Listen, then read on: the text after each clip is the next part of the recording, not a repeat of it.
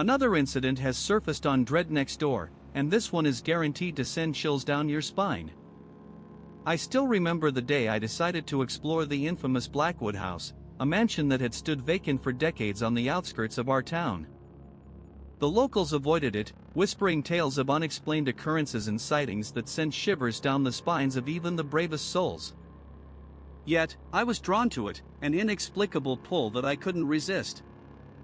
As I stood before its grand entrance, the massive wooden door seemed to loom over me, its surface weathered and worn, bearing the scars of time and neglect.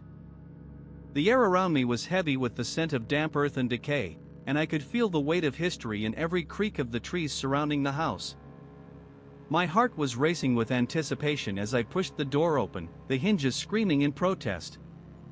Stepping inside, I was immediately enveloped in darkness, the little light that seeped through the grimy windows barely enough to illuminate the dust-covered furniture and the cobwebs that hung like macabre tapestries from the ceiling. I began my exploration, my footsteps echoing through the empty halls. Every step I took, every door I opened, led me deeper into the mystery of Blackwood House. I discovered rooms filled with belongings, relics of a life once lived, now frozen in time. But it was the room at the end of the second floor that caught my attention. Inside, I found a series of journals belonging to a girl named Elizabeth. Her writings spoke of a presence, a shadow that watched her every move, waiting for the perfect moment to strike. I felt a chill run down my spine as I read the words, the silence around me becoming oppressive, as if I was being watched.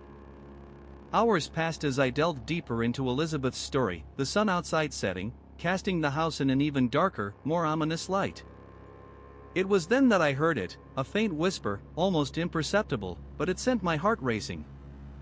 I tried to convince myself it was just the wind, but deep down, I knew it wasn't.